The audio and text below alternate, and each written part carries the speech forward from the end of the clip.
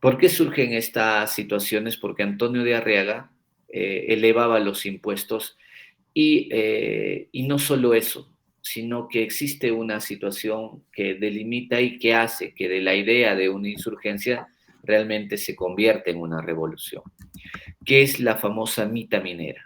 En 1780 y más, años menos, había una forma. Ustedes conocen que en el Imperio Incaico había pues esta suerte de la AINI, de la Minca y de la Mita, ¿no? O algo que queda y se resguarda dentro de esto es la famosa mita minera, que no era sino que los indígenas, indios denominados en dicha época, trabajen las mitas, trabajen la mina, que en esa época ya se había arraigado como una forma de economía. Lo que generaba, obviamente, que este recaudo de minerales por parte de la corona a través de los indígenas genere pues indefensión, muerte, de los distintos, el personal propiamente que elaboraba, que no tenía pues ningún tipo de derecho.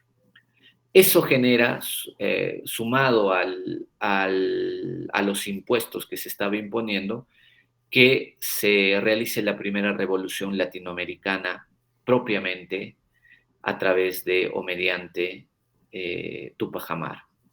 Tupac Amaru, aquel, si no me equivoco, si mal no recuerdo, el 4 de noviembre, o sea, en 2 días, no estoy seguro, genera pues esta famosa revolución que he recordado a nivel latinoamericano, porque Tupac Amaru no solamente generó la primera revolución en Perú, sino que fue la primera insurgencia contra los realistas, contra la corona, allá en 1780. Obviamente, como es parte de la historia, el- la, la fuerza física debe estar acompañada de una ideología. En cualquier revolución, conquista u otro, es indispensable que además de tener el poder físico, el poder de las armas, es indispensable tener una ideología arraigada. No existe, y es un requisito sine qua non, aquellos que les guste o quieran investigar sobre historia, sobre revoluciones, sobre colonizaciones, es indispensable tener estos dos factores. El primero, las armas, y la segunda, incluso mucho más importante que las armas, es la naturaleza ideológica. Precisamente en esos años surge pues una connotación. Ustedes recuerdan que las revoluciones de Estados Unidos allá en 1776 o en 1789, todavía cuando Tupac Amaru ejerce una suerte de revolución, estaba en el intermedio de las revoluciones ocurridas tanto en Estados Unidos como en Europa. Obviamente, Tupac Amaru cuando inicia una revolución no tenía arraigos o conocimiento de ello. En estricto sensu no se tiene a ciencia cierta si Tupac Amaru realizaba estas o tenía conocimiento de la independencia que había previamente y de los conflictos. Pero lo que sí ocurría era que en esta época nace pues y se da a conocer la famosa carta a los españoles americanos, que es esa carta que se emite a través de Juan Pablo Vizcardo y Guzmán. Juan Pablo Vizcardo y Guzmán, allá en 1780, 1782, emite una carta, así se denomina, donde sienta las bases, propugna e impulsa una independencia. Juan Pablo Vizcardo y Guzmán establece como estudioso erudito de política, de cambios sociales, en que los países, y haciendo mención el Perú, debía, obviamente, emanciparse, debía buscar una independencia. Y sí, Juan Pablo Vizcardo y Guzmán era un estudioso erudito que basaba su teoría y basaba e impulsaba esta suerte de pedido a los criollos para que busquen una emancipación. Y sí, Juan Pablo Vizcarra y Guzmán tenía conocimiento de la doctrina inglesa y tenía mucho más arraigado la doctrina francesa.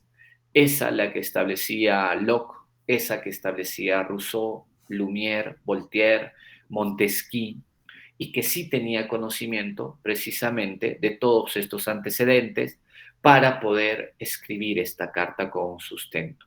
Carta que evidentemente fue y se tomó conocimiento por parte de toda la clase social, no solamente aristocrática, sino también media e incluso de aquellos que sabían leer del parte de los indígenas, que asusó, que impulsó, que no solamente a través de lo que Tupac Amaru evidenciaba, porque Tupac Amaru mató a Antonio de Arriaga, lo que generó pues una guerra civil interna en la cual, como ustedes ya saben y lo recordarán muy bien, Tupac Amaru pues murió allá en la plaza Tupac Amaru, en la cual fue jalado por 4 caballos, donde ustedes conocen las fotos. Recordar que, como lo dice Waldemar, a nosotros, y ustedes, alguno de ustedes lo debe saber, nosotros toda la vida nos engañaron diciendo pues de que Tupac Amaru había sido descuartizado, ¿no? Había sido descuartizado en la plaza, lo cual Waldemar Espinosa, conforme yo les he indicado, eso es totalmente pues falso, porque sí ocurrió el hecho, pero nunca fue descuartizado. Que lo que ocurrió realmente con Tupac Amaru es que sí se realizó, pero sí murió pues por el dolor y por otras causas, ¿no? Esa situación ha generado propiamente que así se inicie la famosa revolución por parte de Tupac Amaru, que sumado a la famosa Carta de los Españoles Americanos de Juan Pablo Vizcarra y Guzmán, generó pues las bases, sentaron las bases para una eventual emancipación. No quiero dejar de mencionar, doctores, que Juan Pablo Vizcarra y Guzmán en esta carta, él las dirige a los famosos criollos. Pregunta, ¿cuál es la diferencia entre criollo y mestizo? Cualquiera de ustedes. Mestizo era, profe, entre un indígena y un español. Muy Criollo, bien, criollo, criollo creo era. Ah, me olvidé. muy bien. ¿Alguien más levantó la mano, doctor, y adelante? ¿Cuál es la diferencia entre criollo y mestizo? Está bien, mestizo es la unión entre un español y un indígena, ¿no? Así denominado. ¿Cuál sería la diferencia con un criollo? El criollo, doctores, era aquel que era de padres españoles, Eh, pero que era nacido en el Perú. Estaba con el micro acabado, apagado docente. O la siguiente, está bien, doctores. Eh, pueden intervenir, no es necesario levantar las manos, pueden intervenir, hagamos como que esto fuera la clase, porque esa es una simulación. Evidentemente, criollo era ese peruano, porque ya era peruano, pero que tenía padres españoles, ¿no? Que los españoles vinieron al Perú, porque ustedes saben, y esto lo dice también nuevamente Waldemar Espinosa, en el sentido de que quienes llegaron al Perú no fueron, pues, o quienes nos conquistaron a nosotros, no fueron eruditos. Los que llegaron al Perú a través de la famosa incursión española con Pizarro, con Almagro, con el padre Hernando de Luque, entre otros, no fueron quienes acompañaron, no fueron personas de erudición, de conocimiento. A ustedes les interesa, quienes a nosotros nos conquistaron fueron gente de penales, doctores, quienes yo pregunto, ¿no? ¿Quién se quisiera, y esto es un parangón que siempre se hace, si ustedes les dijeran, a ver, señores, ustedes tienen cadena perpetua, ustedes son ladrones, ustedes son delincuentes que van a quedarse en la cárcel, y a todos estos que están ahorita en el penal les dice, a ver, señores, ustedes tienen cadena perpetua, se van a quedar en la cárcel toda la vida, pero ustedes tienen una posibilidad. ¿Cuál? De que hay un lugar que se pretende visitar, pero no se sabe si ustedes van a regresar. porque en el transcurso yo recuerdo que entre España y América era entre 4 a 6 meses en barco, entre 4 a 6 meses en barco.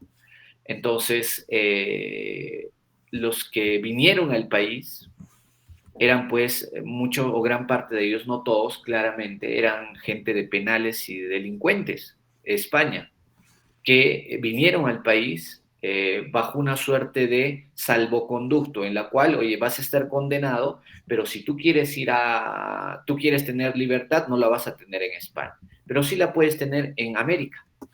América es un que pretendemos colonizar y te necesitamos. Entonces, si tú logras colonizar, va a haber militares como Pizarro, entre otros, tú prácticamente allá puedes ser libre.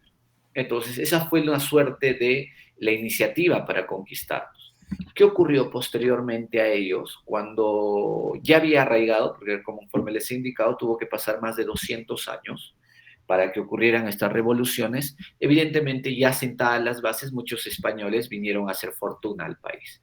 Muchos de ellos, y ustedes recordarán, ¿no? El famoso Inca Garcilaso de la Vega. Inca Garcilaso de la Vega, precisamente pues acá, ellos eran hijos de españoles, pero ¿qué ocurría? Que ellos vivían en una sociedad en la cual sabían que había una diferencia clasista grandísima entre lo que era España y lo que era América, donde acá en España obviamente no había pues